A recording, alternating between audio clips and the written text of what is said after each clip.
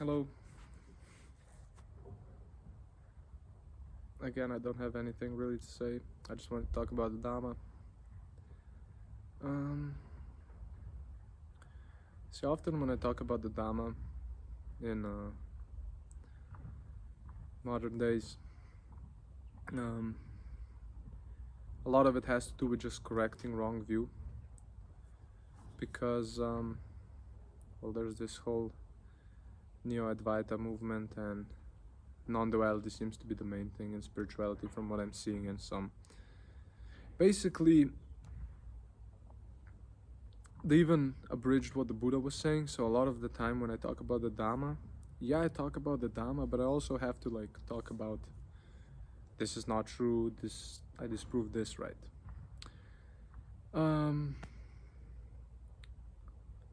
So instead of me having to disprove a lot of things, might as well just try to establish right view. Basically, instead of just disproving, I'm just gonna try to prove the Dhamma. Does that make sense? So the first thing about right view, right, is do you see? And you can contemplate this intellectually, and it can lead to some amount of insight, I'm sure.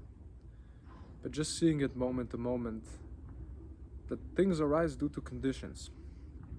Like, certain conditions have to meet for a certain thing to arise. Like, for example, for me to talk to you and you're listening, the condition has to meet that I have to have a phone, right? I have to exist. The phone has to record me. There has to be an environment where I can be.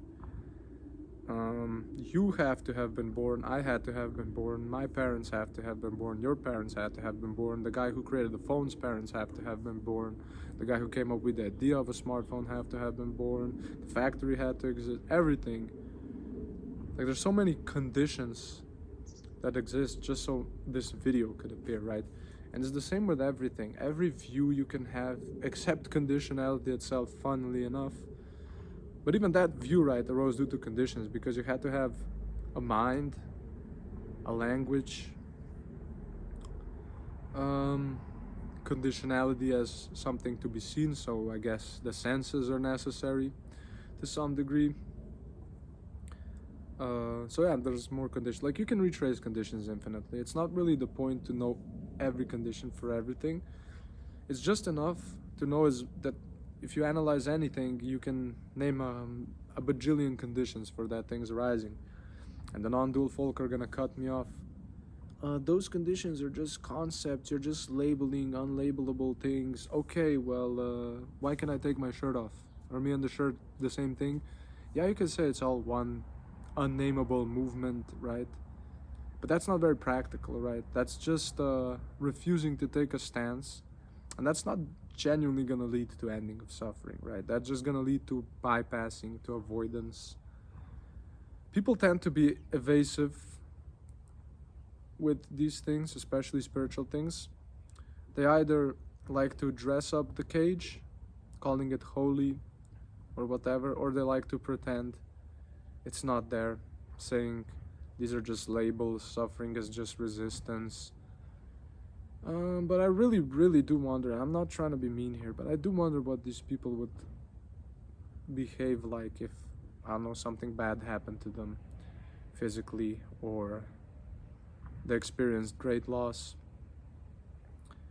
I wonder how long that idea can last, that suffering. The thing is, I understand these things from a different point of view because I held those views for a short period of time.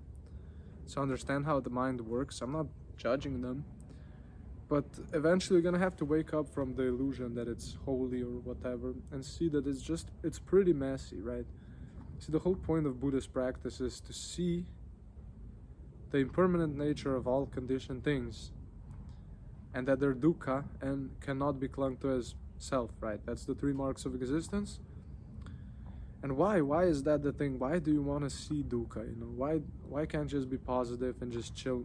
Because that's not gonna lead to liberation. Hear me out. Because everything is conditioned, so is liberation to some degree. right? Of course it points and leads to the unconditioned nibbana, but the path there is pretty conditioned. You have to actually fulfill some conditions. It's not just like why would you not cling, right? If you saw things as holy, right?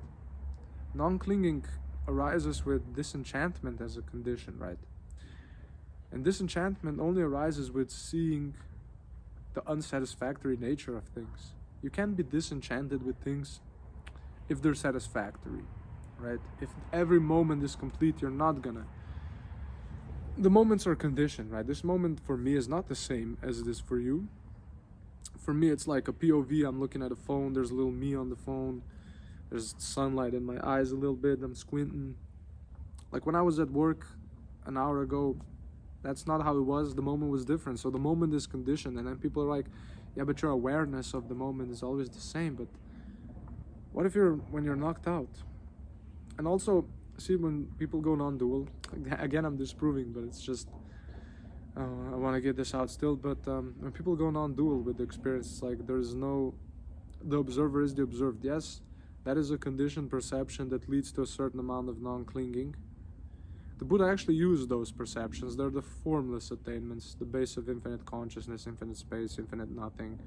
And I went in different order. It's infinite space, infinite consciousness, infinite nothing, and perception, non-perception, and have the cessation attainment. But those are all conditioned states, right? That's the whole point. And the only way that leads to radical non-clinging, enough to the point where you're no longer clinging to becoming, so that dependent origination gets undone and nirvana is realized, is the Noble Eightfold Path. Specifically, seeing dukkha as dukkha, seeing it so clearly that everything is unsatisfactory. And that doesn't mean neglecting the niceness of things, right? That would not be seeing clearly. Some things are clearly nice, but they're not permanent. They're not safe, they're fragile, and you're always... Like, see, I like to do the Asubha meditation a lot, which is just meditating on how nasty the body is and all the ways it can get hurt and all the guaranteed losses that's waiting for me. And just like it's, you know, you're never safe. You're never really safe. Never. No matter how nice your life is right now, no matter how clean your perception is, no matter how, you know, you're not safe. And if you don't see that, if you don't see the danger in becoming, the danger in samsara, the danger in clinging to it is holy. You know, if you cling to it as holy, you're basically just taking the cage, samsara, that's full of death, sickness, wars, abuse, horrible things I don't even want to mention, and you're saying it's holy. That's why some people don't subscribe to that, is because, like, the same reason they'll subscribe to God. Why does he allow all the suffering? And then they have infinite copes, all free will that. But nah, bro, let's be honest. Just be honest with me. See, I'm not a hater. I'm just being honest. I'm just being real. I'm just seeing clearly here. It's dukkha. It's not satisfying. The satisfying parts are temporary. They're impermanent. They're conditioned. Conditions change. The only thing that's truly satisfying is that which does not arise, which does not age, which is not sick, which does not die. And that's only nirvana. So if your practice is not actually leading to this passion, to non-clinging, but is leading to some sort of weird attachment to life, to becoming as holy, wholesome as it may seem, it's actually just an even bigger trap, right? Because you're turning away from the dukkha and pretending it doesn't exist. When true equanimity, true wisdom, true patience, and true freedom is seeing the dukkha clearly, not being like, this is not dukkha, but being like, this is dukkha, but I'm not turning away, and I'm not getting bothered by it, but I'm seeing it, and I'm not clinging to it either. That's the only way. The mind must turn away from these things. If the mind relishes, if the mind delights in becoming, you're conditioning more dukkha, because every intentional action leads to further conditioning.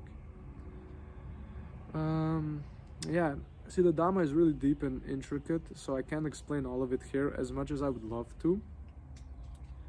I just wanted to get this out of me today, exactly what I just said.